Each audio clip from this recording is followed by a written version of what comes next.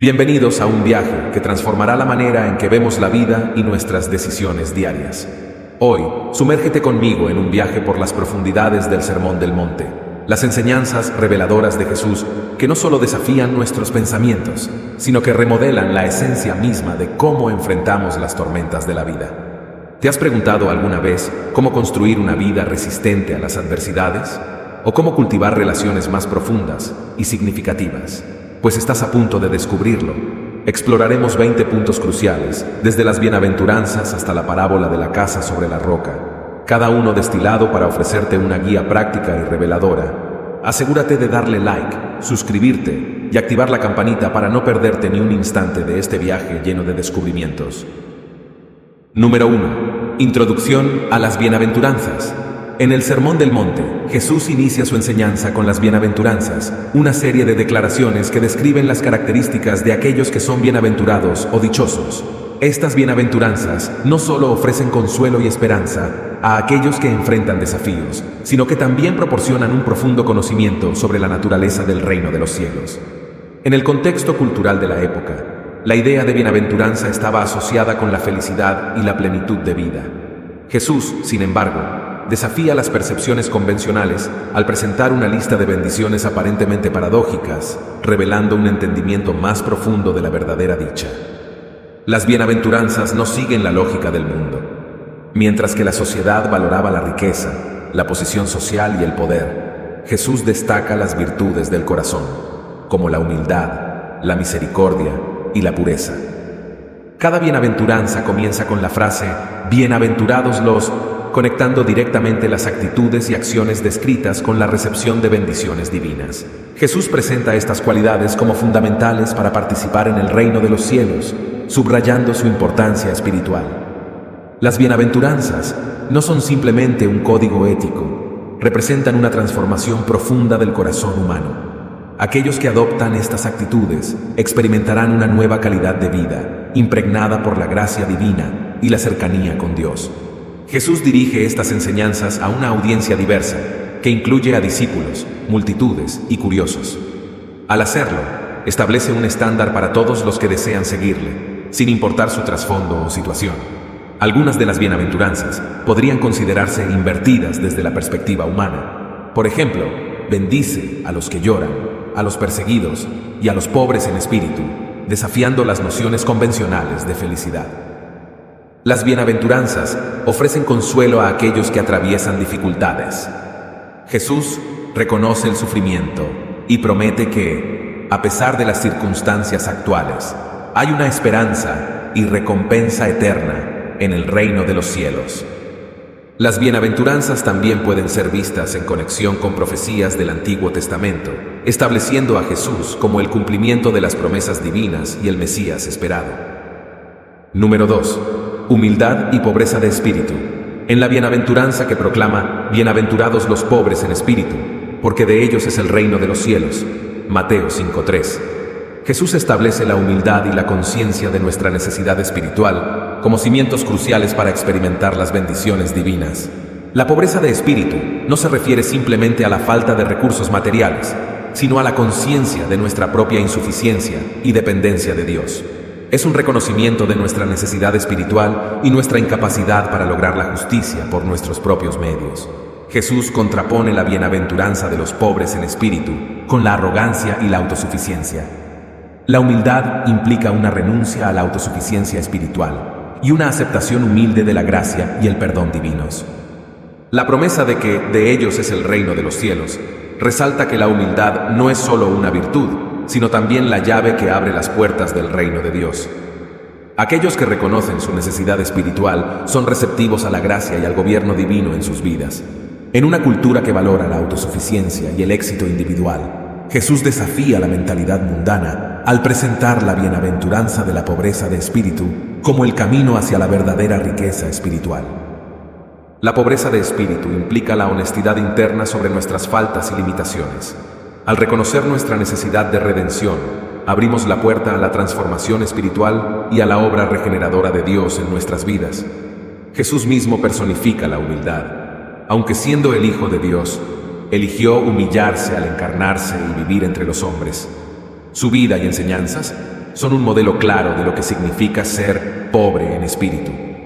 Jesús critica la religiosidad vacía que se basa en la apariencia externa y la autosatisfacción espiritual. La humildad implica una actitud contraria, reconociendo que solo a través de la gracia divina podemos encontrar la verdadera bendición.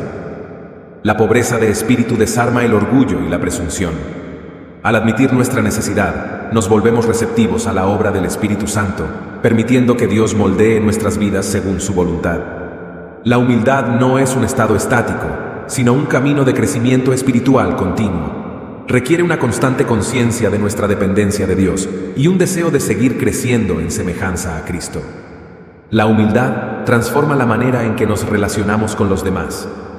Nos permite tratar a los demás con compasión, amor y comprensión, reconociendo que todos somos igualmente necesitados de la gracia divina. Número 3. Luto y consolación. La bienaventuranza que dice, bienaventurados los que lloran, porque ellos recibirán consolación. Mateo 5:4. Revela la profunda compasión de Dios hacia aquellos que experimentan dolor y pérdida. Jesús no se limita a referirse al luto por pérdidas físicas, sino que también alude al luto espiritual, como el pesar por el pecado. Reconocer y lamentar el pecado es esencial para experimentar la transformación divina. En una sociedad que a menudo favorece la indiferencia o la insensibilidad, Jesús elogia a aquellos que tienen corazones compasivos y se afligen por el sufrimiento, demostrando la importancia de la empatía en el reino de Dios. La promesa de consolación revela la naturaleza compasiva de Dios. Él no solo nota nuestro dolor, sino que también ofrece consuelo divino que va más allá de las capacidades humanas, proporcionando paz y restauración en medio de la aflicción. Jesús mismo experimentó el luto y la tristeza, mostrando su empatía hacia la condición humana. Su llanto por la muerte de Lázaro ejemplifica la sinceridad y la profundidad de sus emociones humanas. Juan 11:35. Lamentar el pecado y llorar por las pérdidas puede ser un proceso doloroso pero transformador. Jesús indica que este luto no es en vano, ya que conduce a la consolación divina y a un cambio positivo en el corazón humano. El luto por el pecado no es simplemente un ejercicio de culpa, es un camino hacia la redención. Dios consuela a aquellos que reconocen sus faltas, ofreciendo perdón y restauración a través de la obra redentora de Jesucristo. La bienaventuranza también se extiende a aquellos que lloran por la injusticia y el sufrimiento en el mundo. La compasión por los demás y el deseo de ver el reino de Dios manifestado en la tierra son dignos de consuelo divino. La experiencia del luto se comparte con la comunidad de creyentes. La consolación divina se manifiesta no solo a nivel individual, sino también a través de la comunidad que brinda apoyo, comprensión y amor mutuo. La consolación divina no es un evento único, sino un proceso continuo.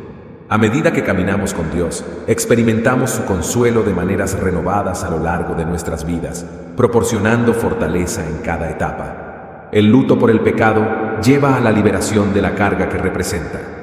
Al recibir el consuelo divino, experimentamos la gracia de Dios que nos libera de la condena y nos permite vivir en libertad y restauración. Número 4. Mansedumbre y herencia de la tierra. La bienaventuranza que declara, bienaventurados los mansos, porque ellos heredarán la tierra. Mateo 5:5 destaca la importancia de la mansedumbre como una virtud espiritual y promete una recompensa divina.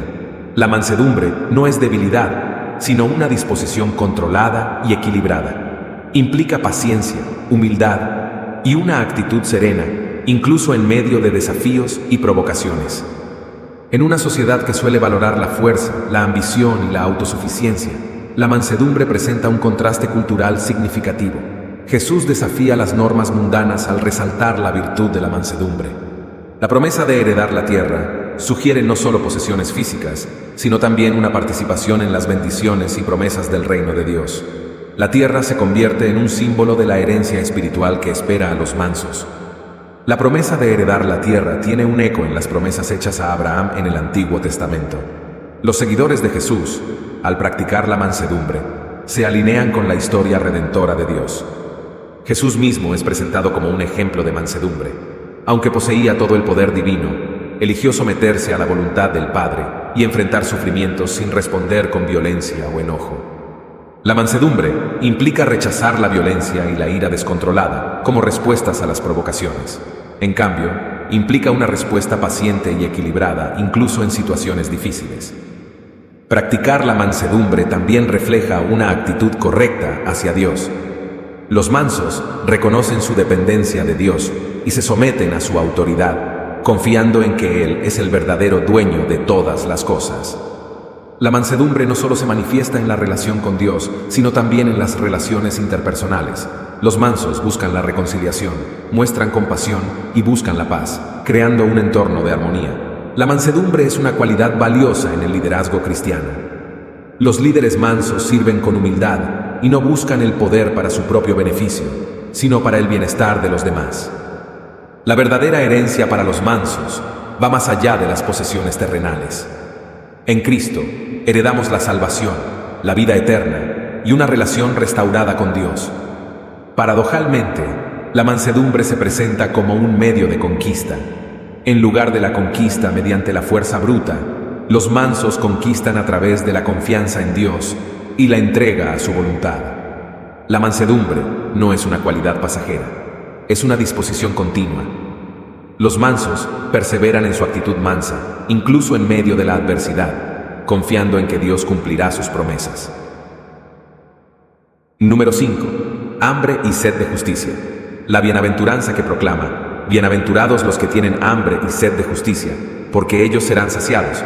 Mateo 5:6 refleja la importancia de buscar la justicia divina de manera apasionada y la promesa de satisfacción para aquellos que persiguen este noble propósito. La analogía de hambre y sed denota un deseo intenso y apasionado. Jesús está instando a sus seguidores a no conformarse con una justicia superficial o legalista, sino a buscarla con un anhelo profundo y constante. La búsqueda de la justicia no se limita a la observancia de reglas externas, sino que se centra en alinear la vida con los principios y valores divinos. Jesús está llamando a sus seguidores a perseguir la justicia que refleja el carácter de Dios. En un mundo marcado por la injusticia, la corrupción y la opresión, Jesús destaca la importancia de anhelar una forma de justicia que trascienda las limitaciones humanas y se acerque a la perfección divina. La búsqueda de la justicia se vincula directamente con la participación en el reino de Dios. Aquellos que anhelan la justicia divina están comprometidos con la visión de un orden social y espiritual conforme a la voluntad de Dios. El deseo de justicia no debería ser impulsado por la venganza o el egoísmo, sino por un amor genuino, por lo que es correcto y justo. Es un llamado a trabajar por el bien común y el bienestar de los demás. La búsqueda de la justicia se entrelaza con la misericordia. Aquellos que tienen hambre y sed de justicia también deben ser misericordiosos, reconociendo la necesidad de gracia y compasión en su propia vida y extendiéndola a los demás. Jesús personifica el hambre y la sed de justicia. A lo largo de su ministerio, confrontó la injusticia, desafiando a líderes hipócritas y mostrando compasión hacia los oprimidos. Su vida es un modelo a seguir para aquellos que buscan la justicia divina. La promesa de ser saciados resalta la idea de que la búsqueda de la justicia no es en vano. Aquellos que perseveran en su anhelo experimentarán una satisfacción profunda y plena, no solo en el futuro reino de Dios, sino también en la vida presente, a medida que Dios obra en sus vidas.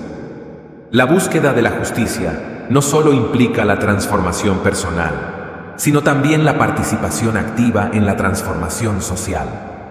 Jesús llama a sus seguidores a influir en el mundo, luchando contra la injusticia y promoviendo la equidad. En un contexto donde la indiferencia hacia la injusticia a menudo prevalece, la bienaventuranza desafía a los creyentes a ser agentes activos de cambio, trabajando para establecer la justicia de Dios en todas las áreas de la vida. Número 6. Misericordia y misericordia. Recibida. La bienaventuranza que proclama: bienaventurados los misericordiosos, porque ellos alcanzarán misericordia. Mateo 5:7 revela un principio fundamental en la enseñanza de Jesús. La práctica de la misericordia no solo beneficia a los demás, sino que también resulta en la recepción de misericordia divina.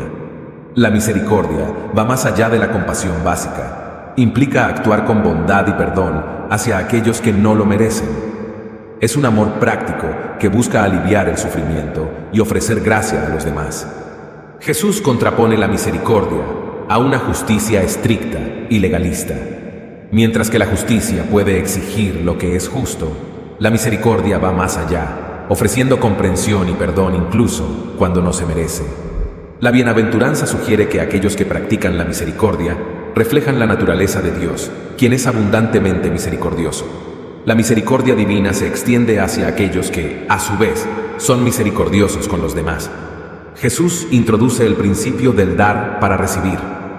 Aquellos que extienden misericordia de manera activa y generosa no solo impactan la vida de los demás, sino que también abren el camino para experimentar la misericordia divina en su propia vida.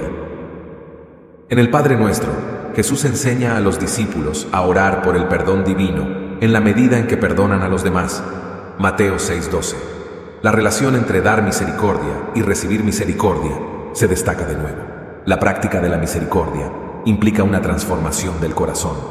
Va más allá de acciones externas y refleja una disposición interior que busca imitar la compasión divina en todas las interacciones. La misericordia abarca el perdón y la compasión. Quienes son misericordiosos perdonan las ofensas y buscan comprender las necesidades de los demás, rompiendo el ciclo de resentimiento y fomentando la reconciliación. En un mundo que a menudo aboga por la venganza y la reciprocidad negativa, la bienaventuranza desafía esta lógica al proclamar que aquellos que practican la misericordia recibirán misericordia en lugar de retribución. La práctica de la misericordia contribuye a la creación de comunidades caracterizadas por la gracia y el amor. Se convierte en un testimonio tangible del amor de Dios, manifestado a través de las acciones de aquellos que siguen a Jesús. La misericordia practicada con humildad reconoce que todos necesitan perdón y compasión en algún momento. Quienes son misericordiosos comprenden su propia necesidad de la gracia divina y la extienden a los demás. Practicar la misericordia implica superar el juicio y el señalamiento de culpas.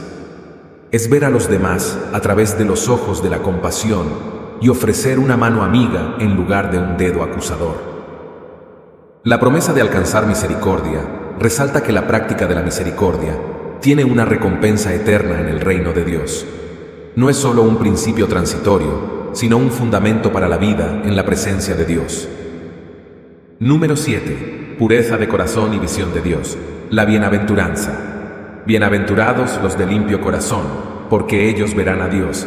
Mateo 5:8. Destaca la importancia de la pureza de corazón en la vida espiritual y la promesa de una conexión más profunda con la presencia y guía divina. La pureza de corazón implica una integridad interna y una sinceridad genuina. No se limita a la ausencia de pecado, sino que se refiere a un corazón sin doblez, libre de motivos egoístas y deseos impuros. La bienaventuranza establece una conexión directa entre la pureza de corazón y la capacidad de ver a Dios. Indica que la claridad y sinceridad internas preparan el corazón para percibir la presencia divina de manera más profunda. Jesús desafía la hipocresía religiosa que se enfoca en las apariencias externas sin abordar la condición interna del corazón. La pureza de corazón implica una transformación desde adentro, donde los motivos y deseos son alineados con la voluntad divina. La pureza de corazón implica una lucha activa contra la contaminación espiritual. Quienes buscan la pureza están comprometidos a apartarse de las influencias negativas y a mantener sus corazones en sintonía con la justicia y el amor divinos. La promesa de ver a Dios no se limita a una visión física, sino que implica una percepción espiritual más profunda. Aquellos con corazones puros experimentan un cambio en su perspectiva, viendo a Dios en todas las áreas de la vida y reconociendo su guía constante. La pureza de corazón está intrínsecamente relacionada con la santificación. Es un proceso continuo de ser apartados para Dios y conformarse cada vez más a su imagen. Aquellos que buscan la pureza buscan vivir de acuerdo con los estándares santos de Dios. La conexión más profunda con Dios implica una comunión íntima. Aquellos con corazones puros experimentan una relación cercana que va más allá de las formalidades religiosas, permitiéndoles conocer y experimentar la presencia de Dios en sus vidas diarias. La pureza de corazón implica una transparencia total y una honestidad con Dios. No hay lugar para ocultar motivos o deseos egoístas. Es un llamado a confiar plenamente en la gracia y la misericordia divina. La pureza de corazón no es un logro estático, sino un llamado a una renovación constante, implica una disposición de arrepentirse y permitir que Dios transforme continuamente el corazón, purificándolo de cualquier contaminación. Aquellos con corazones puros no solo ven a Dios en su vida personal, sino que también reconocen su imagen en los demás. La pureza de corazón se traduce en amor y compasión hacia los demás, viendo a Dios reflejado en la humanidad. La bienaventuranza sugiere que la pureza de corazón también está vinculada al discernimiento espiritual. Aquellos que buscan la pureza desarrollan una capacidad más aguda para discernir la voluntad de Dios en diferentes situaciones. La pureza de corazón no solo conduce a una conexión más profunda con Dios, sino también a una vida fructífera que refleja los frutos del Espíritu, como el amor, la alegría y la paz. Número 8. Pacificadores y hijos de Dios. La bienaventuranza. Bienaventurados los pacificadores, porque serán llamados hijos de Dios. Mateo 5:9. Enfatiza la importancia de promover la paz y la reconciliación, revelando nuestra filiación divina como hijos de Dios. La paz, en este contexto, no se limita a la ausencia de conflicto, sino que abarca la idea de bienestar integral, armonía y reconciliación. Los pacificadores buscan restaurar relaciones y fomentar la justicia. La bienaventuranza establece una conexión directa entre ser pacificadores y ser llamados hijos de Dios. Implica que la promoción de la paz refleja la naturaleza y el carácter divino, revelando nuestra relación especial con Dios como sus hijos. Dios mismo es presentado como el gran pacificador en la Escritura. La obra redentora de Jesucristo es el pináculo de la reconciliación divina, y los pacificadores buscan imitar este modelo divino en sus relaciones y acciones.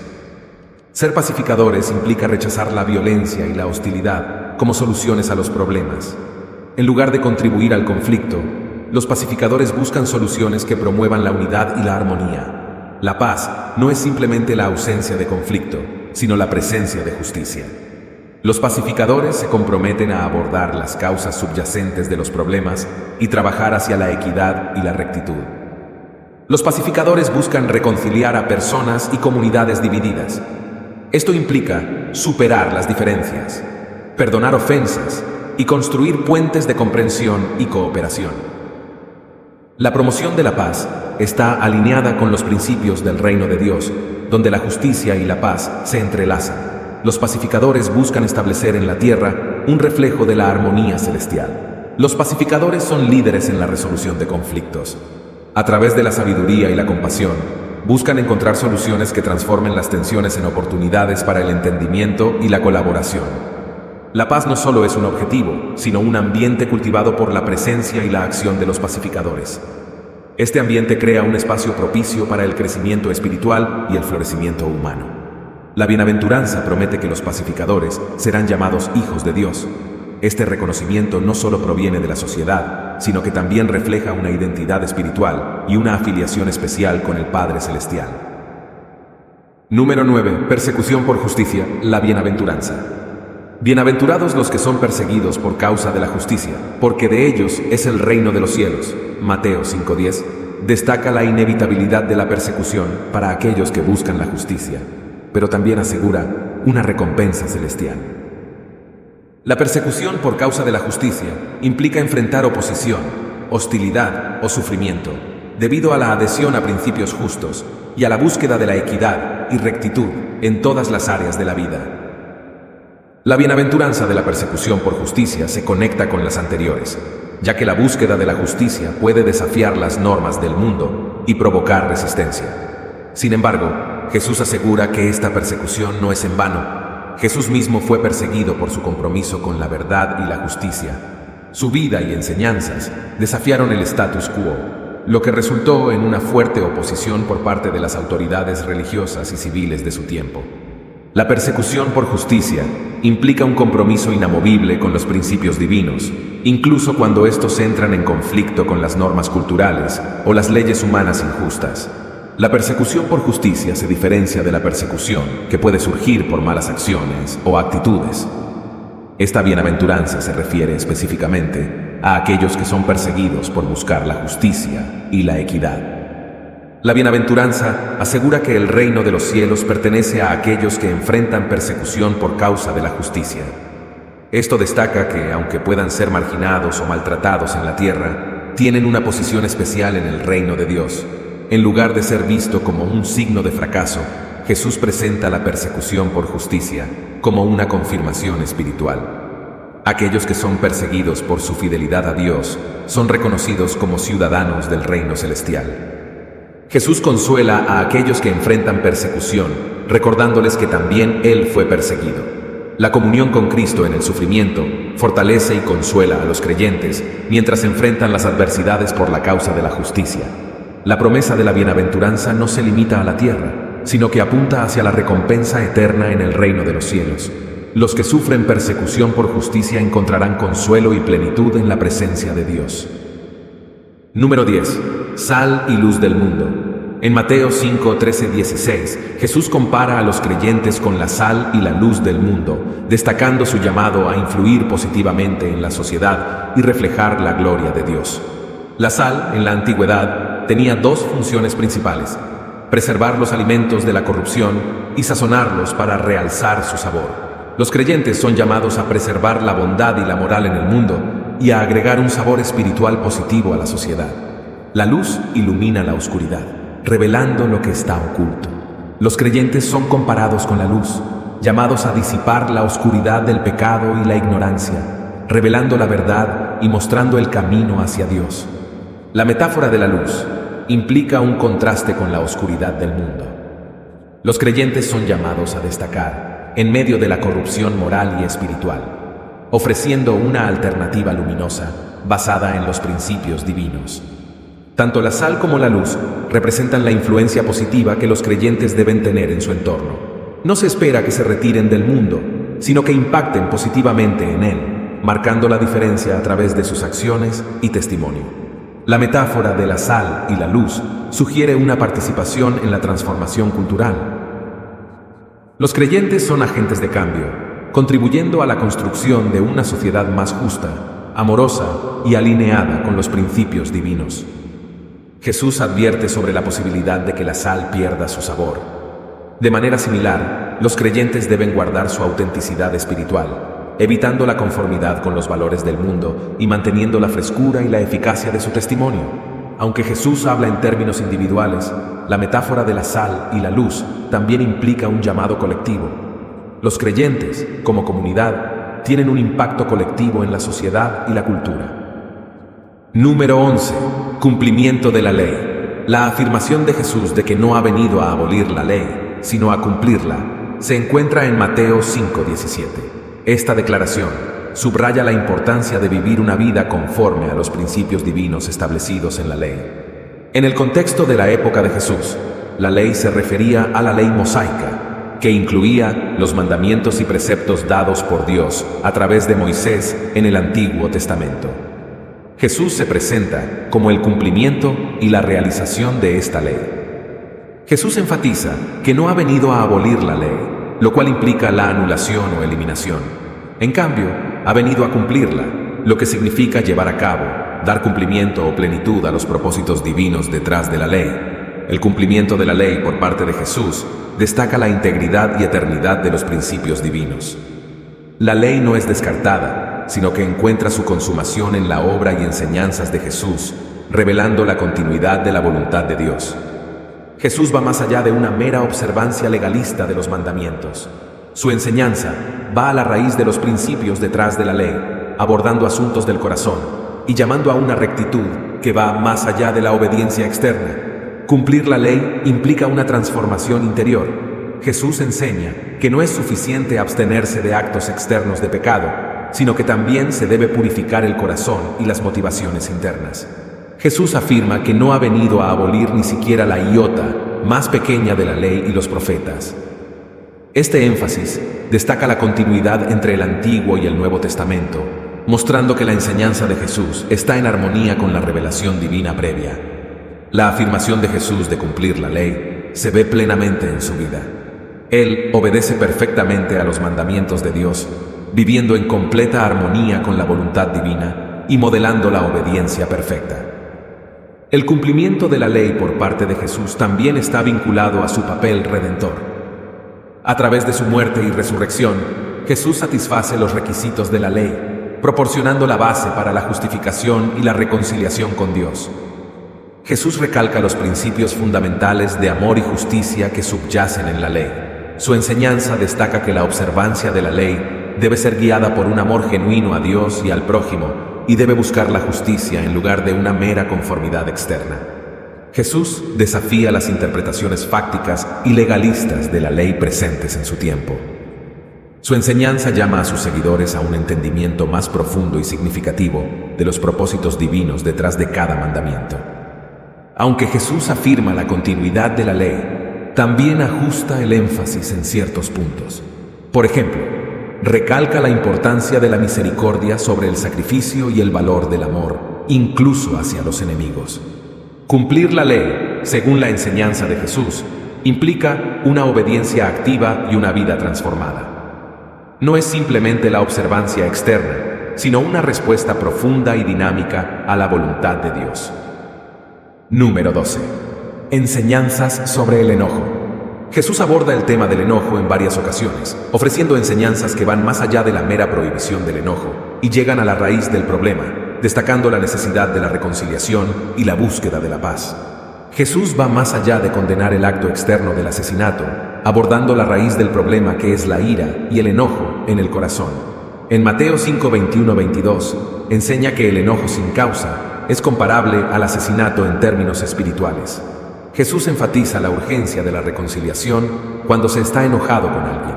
Insta a dejar las ofrendas en el altar y buscar primero la reconciliación antes de presentar los sacrificios, destacando que la armonía en las relaciones es crucial. Mateo 5:23-24. Jesús advierte contra el juicio precipitado y severo en Mateo 7:1-5.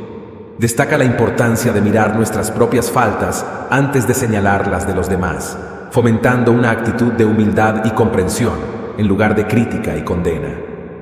En Mateo 5:9, Jesús proclama bienaventurados a los pacificadores, indicando que la búsqueda de la paz es fundamental en la vida cristiana. Abogar por la paz implica no solo evitar conflictos, sino también trabajar activamente para resolverlos y promover la armonía. En Mateo 18:21-22, Jesús resalta la necesidad del perdón incondicional. Pedro le pregunta sobre el límite del perdón, y Jesús responde con la parábola del siervo despiadado, enseñando que debemos perdonar a los demás como Dios nos perdona. En Mateo 5:25-26, Jesús aconseja actuar prontamente en situaciones de conflicto para evitar mayores problemas. Animando a resolver los problemas rápidamente, enseña que es sabio buscar la reconciliación antes de que las disputas se agraven. Jesús señala que el enojo no solo se manifiesta en acciones físicas, sino que también puede residir en el corazón. En Mateo 15:19-20, destaca que los malos pensamientos, incluido el enojo sin causa, son igualmente problemáticos y deben ser abordados. En el Sermón del Monte, Jesús enseña a amar a los enemigos y orar por aquellos que nos persiguen. Mateo 5:44. Este mandato desafía la tendencia humana de responder al enojo con más enojo y resalta la importancia de buscar la reconciliación, incluso con aquellos que nos tratan mal. En Mateo 5:22, Jesús advierte sobre el peligro de expresar desprecio y de usar términos insultantes hacia otros. Esto no solo se relaciona con la prohibición del enojo sin causa, sino que también enfatiza el respeto y la consideración hacia los demás. La vida de Jesús mismo es un modelo de cómo enfrentar el enojo y la oposición. A pesar de ser maltratado y crucificado injustamente, Jesús respondió con amor, perdón y el deseo de reconciliar a la humanidad con Dios. En situaciones difíciles, Jesús enseña la importancia de la oración. La oración no solo es un medio para buscar la guía divina, sino también una forma de liberar el enojo y la carga emocional a Dios, permitiendo que Él trabaje en nuestros corazones y en las situaciones difíciles. Jesús, antes de su ascensión, promete enviar al Espíritu Santo como un ayudante y consolador. Número 13. Adulterio en el corazón. Jesús aborda la cuestión del adulterio en el corazón en el Sermón del Monte, Mateo 5:27-28, destacando la importancia de la pureza no solo en las acciones externas, sino también en los pensamientos y deseos internos. En la cultura judía de la época, el adulterio estaba estrictamente prohibido por la ley de Moisés, Éxodo 20:14. Sin embargo, Jesús va más allá de la acción externa para abordar los deseos y pensamientos internos que llevan al pecado. Jesús comienza afirmando: habéis oído que fue dicho, no cometerás adulterio.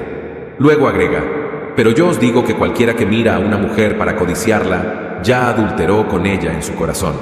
Este énfasis en el corazón resalta la importancia de la pureza interna. Jesús señala que el adulterio no solo se trata de la acción externa, sino de los deseos y pensamientos internos que llevan a esa acción. Al reconocer la raíz del pecado en el corazón, Jesús enfoca la atención en la necesidad de una transformación interna. Jesús desafía a sus seguidores a asumir la responsabilidad de sus propios pensamientos y deseos. La tentación y los pensamientos impuros no son excusas para el pecado, sino oportunidades para ejercer el autocontrol y buscar la pureza. Al equiparar el deseo lujurioso con el adulterio, Jesús subraya la seriedad del pecado en el corazón. Esto muestra que no se trata solo de las acciones externas, sino también de la condición interna del alma. Jesús no solo señala el problema, sino que también apunta hacia la solución. La enseñanza sobre el adulterio en el corazón destaca la necesidad del arrepentimiento y la transformación del interior a través de la obra redentora de Cristo. Jesús aconseja tomar medidas radicales para evitar la tentación.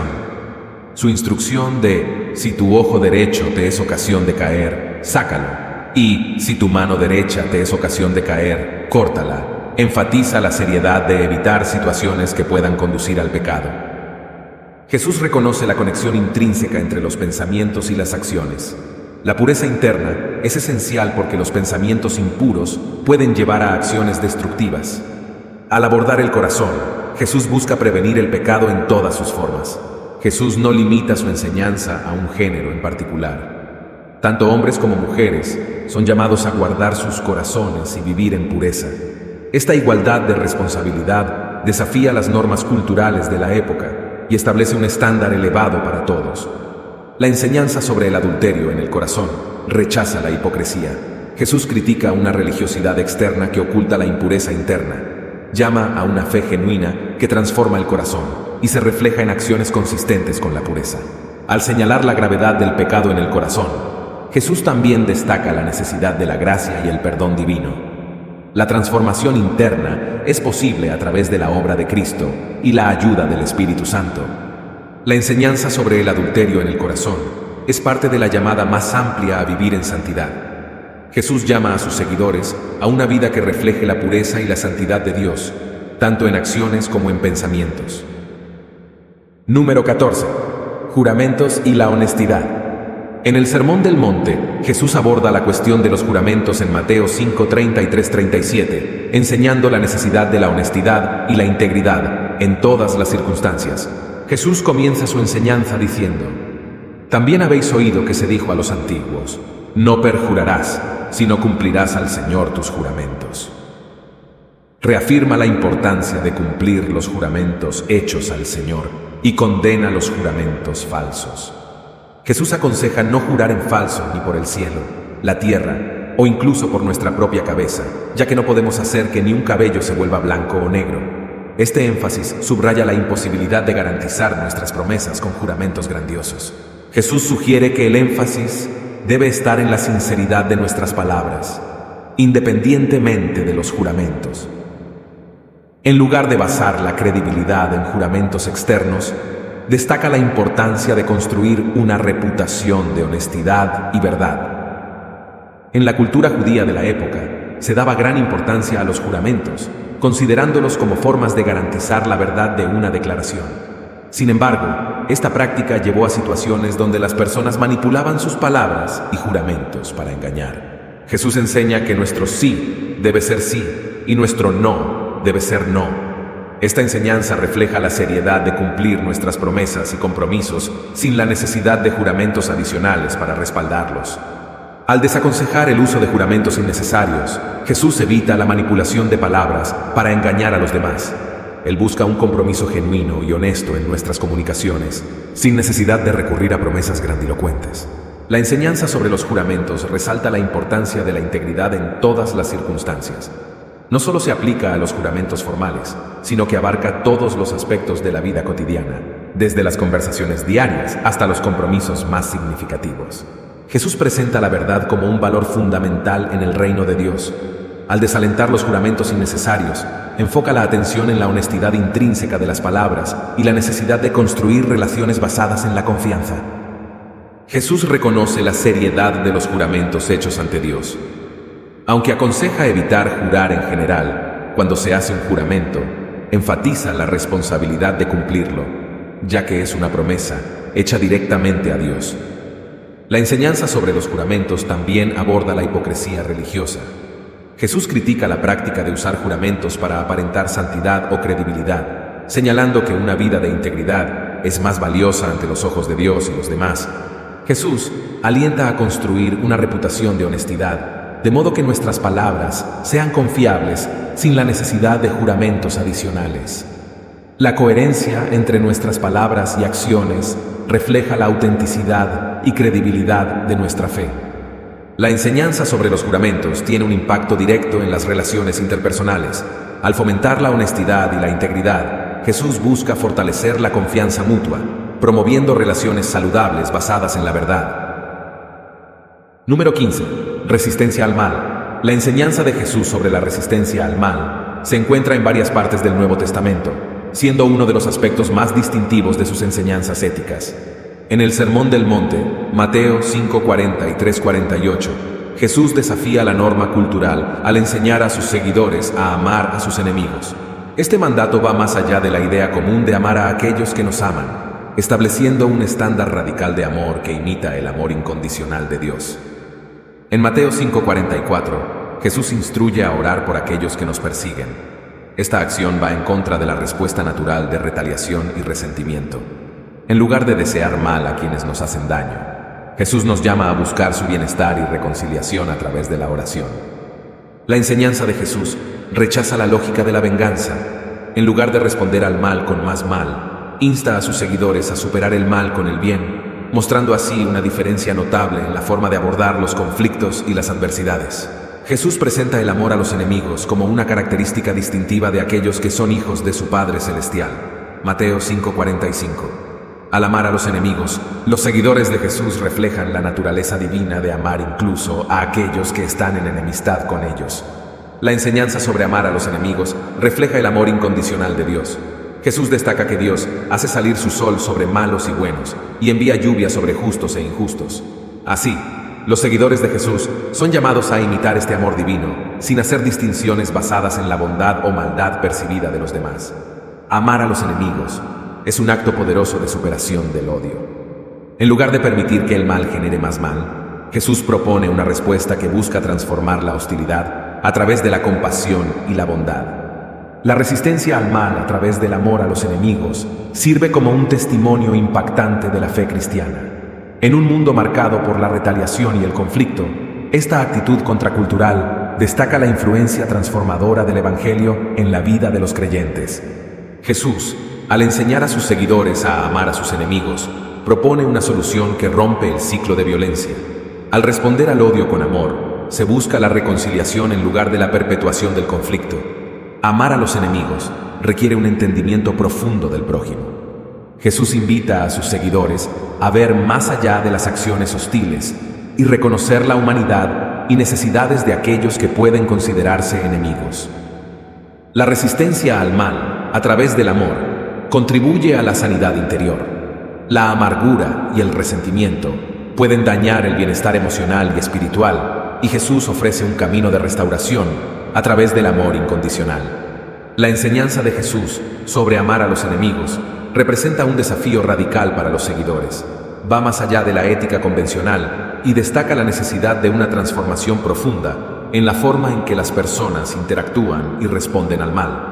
La resistencia al mal a través del amor está fundamentada en la gracia. Jesús, al amar a sus enemigos y dar su vida por la humanidad pecadora, establece el ejemplo supremo de la gracia divina que capacita a los creyentes para amar de manera similar.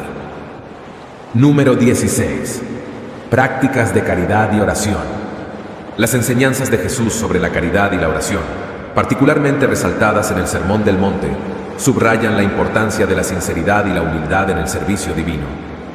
En Mateo 6:1-4, Jesús advierte contra realizar actos de caridad simplemente para ser vistos por otros.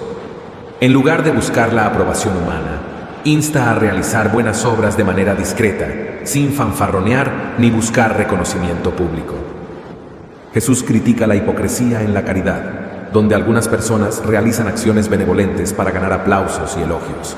Al hacerlo, destaca la importancia de la sinceridad en las intenciones, recordando que el Padre Celestial ve las acciones realizadas en secreto.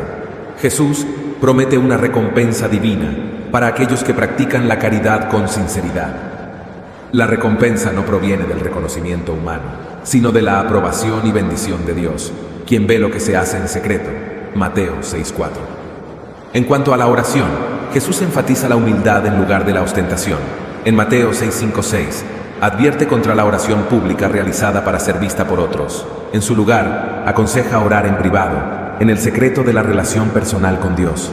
Jesús advierte contra las repeticiones vacías en la oración, en Mateo 6:7-8.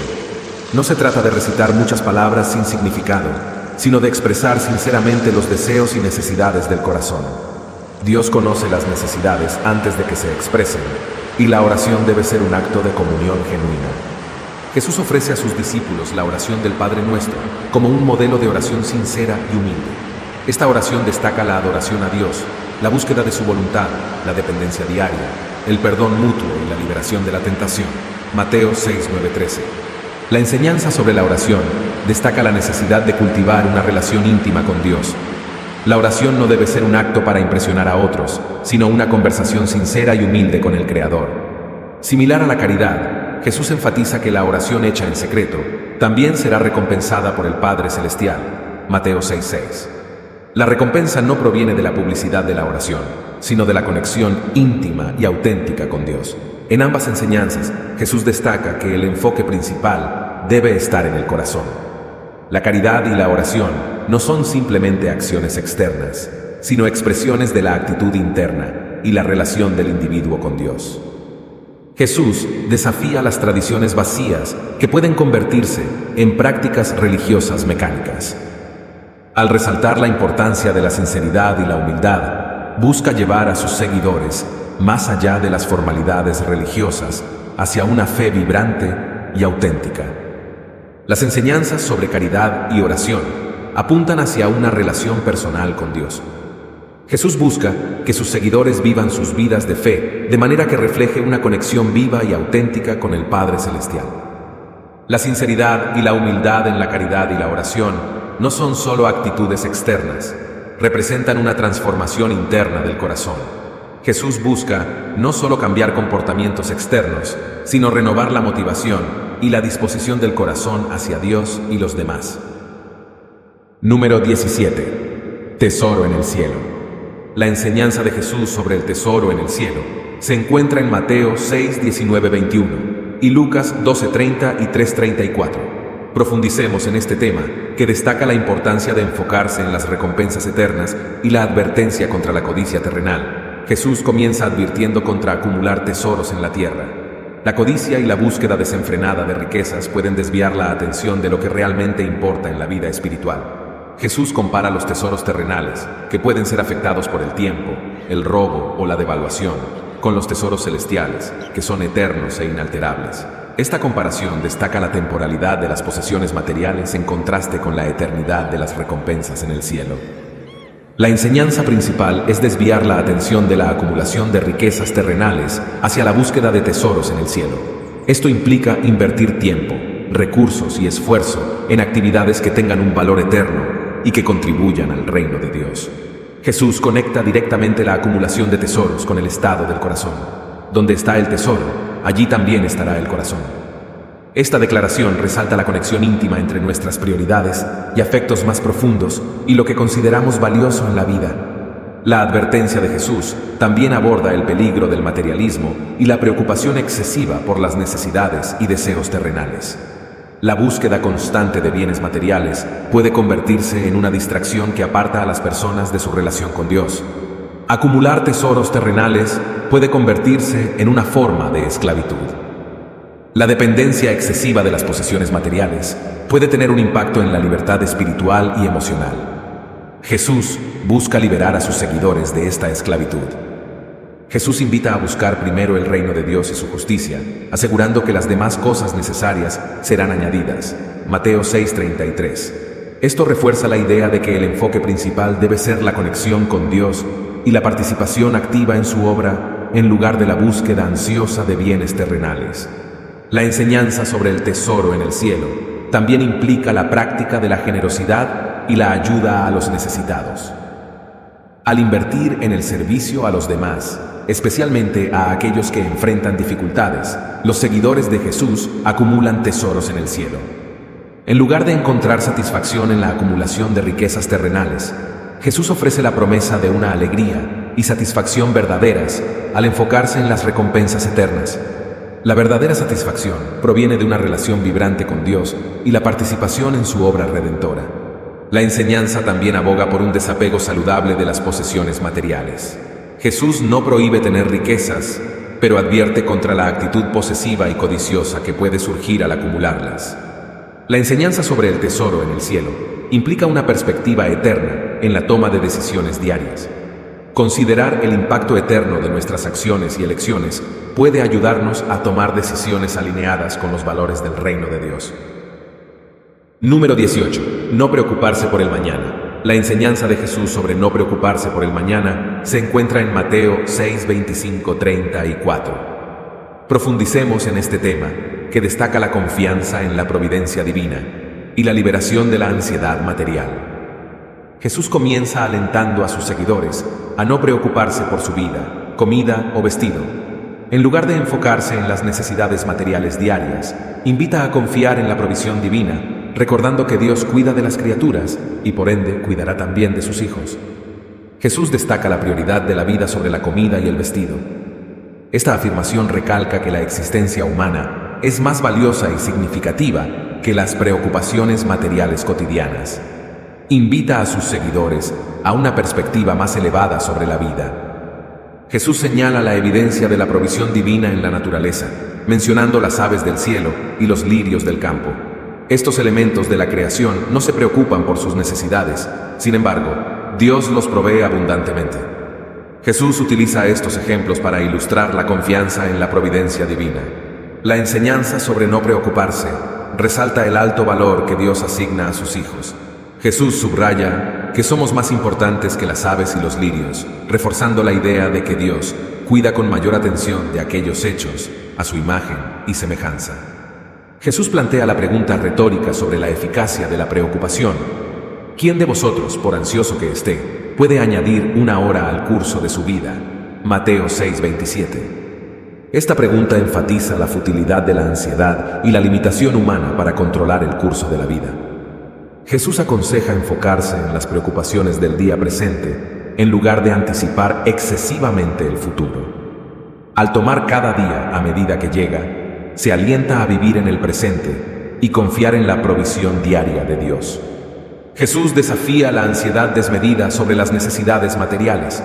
En lugar de vivir en constante preocupación por el futuro, anima a confiar en Dios, quien conoce nuestras necesidades y proveerá según su fidelidad. Jesús instruye a sus seguidores a buscar primero el reino de Dios y su justicia, prometiendo que las demás cosas serán añadidas. Mateo 6:33. Esta prioridad destaca que la búsqueda de la voluntad divina debe ser central en la vida del creyente. La enseñanza sobre no preocuparse enfatiza la relación de confianza entre los discípulos y el Padre Celestial. Jesús llama a sus seguidores a confiar en Dios como un niño confía en su Padre, sin dudar de su amor y cuidado. La enseñanza busca liberar a los seguidores de Jesús de la esclavitud de la preocupación constante. Al reconocer la providencia divina, se invita a una vida marcada por la confianza, la paz y la libertad de la ansiedad innecesaria. Jesús cierra esta enseñanza recordando la suficiencia del día en sí mismo. Cada día trae consigo su propio conjunto de desafíos y bendiciones. Al vivir en la confianza de la provisión divina diaria, se experimenta una paz que va más allá de las circunstancias.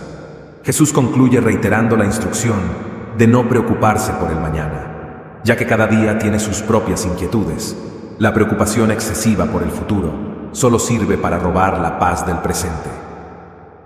Número 19. No juzgar y la regla de oro. La enseñanza de Jesús sobre no juzgar a los demás, complementada con la regla de oro, se encuentra en Mateo 7:1-12 y Lucas 6:30 y 7:38. Profundicemos en este tema que destaca la importancia de la empatía, la humildad y el trato respetuoso. Jesús comienza con la famosa declaración: no juzguéis, para que no seáis juzgados. Mateo 7:1. Esta advertencia destaca la reciprocidad en la forma en que tratamos a los demás y cómo seremos tratados a cambio. Jesús instruye a medir con el mismo estándar con el que deseamos ser medidos.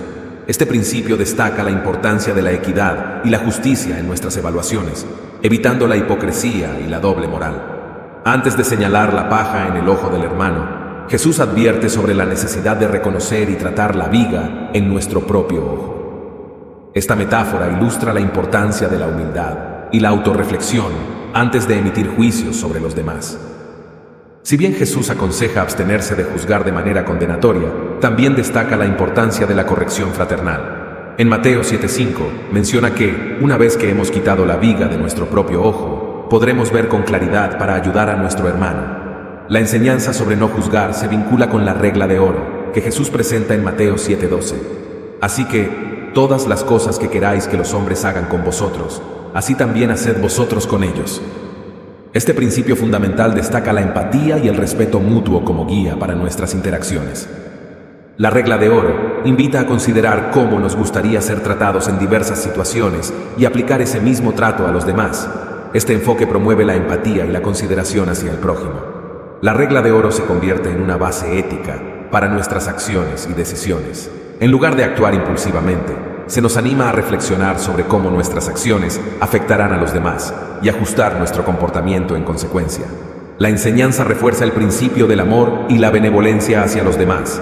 Amar al prójimo como a uno mismo implica un compromiso activo de buscar su bienestar, comprender sus necesidades y actuar con respeto y consideración. Al combinar la instrucción de no juzgar con la regla de oro, Jesús busca prevenir la hipocresía. No podemos demandar un trato justo y compasivo para nosotros mismos mientras tratamos a los demás con dureza y falta de empatía. La aplicación de estos principios refleja el carácter de Dios, que nos trata con misericordia, compasión y amor. Siguiendo la regla de oro, imitamos el comportamiento de nuestro Creador y participamos en la construcción de un mundo más compasivo y justo. Número 20. Edificar sobre roca sólida. La parábola de edificar sobre roca sólida se encuentra en Mateo 7:24-27 y cierra el sermón del monte de Jesús.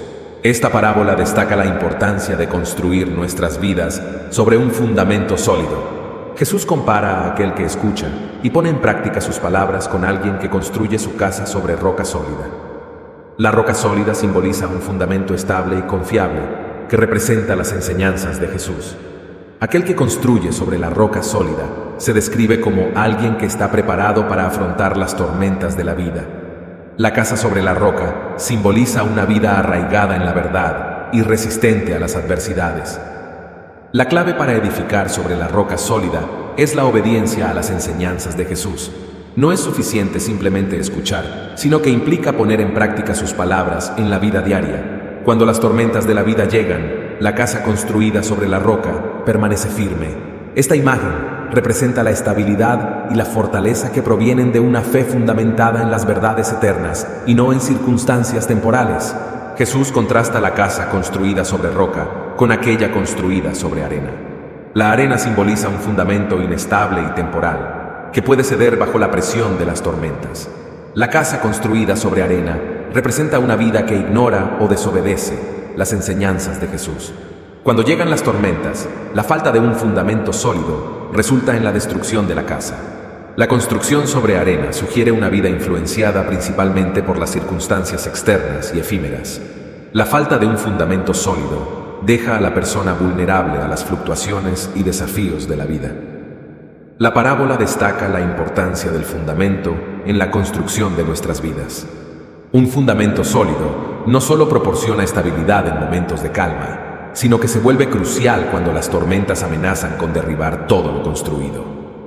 La parábola de la casa sobre la roca y la casa sobre la arena ofrece una aplicación práctica de las enseñanzas de Jesús en la vida diaria. Insta a sus seguidores a llevar a cabo sus principios y valores en medio de los desafíos cotidianos. La parábola desafía la autenticidad de la fe de cada individuo. No es suficiente simplemente afirmar seguir a Jesús. La verdadera prueba se encuentra en la construcción diaria sobre un fundamento sólido, independientemente de las circunstancias. Gracias por acompañarnos en este viaje fascinante a través de las enseñanzas impactantes del Sermón del Monte. Espero que estas verdades atemporales hayan resonado contigo tanto como lo hicieron conmigo. Si encontraste valor en este video, no dudes en darle un me gusta para que más personas puedan descubrir estas enseñanzas transformadoras. Tu apoyo significa el mundo y ayuda a que este mensaje llegue a quienes más lo necesitan. Déjanos saber en los comentarios cuál fue tu punto favorito o si hay algún tema específico que te gustaría explorar en futuros videos. Tu participación en la conversación enriquece esta comunidad. Y no olvides compartir este video con amigos, familiares o cualquiera que pueda beneficiarse de estas lecciones profundas.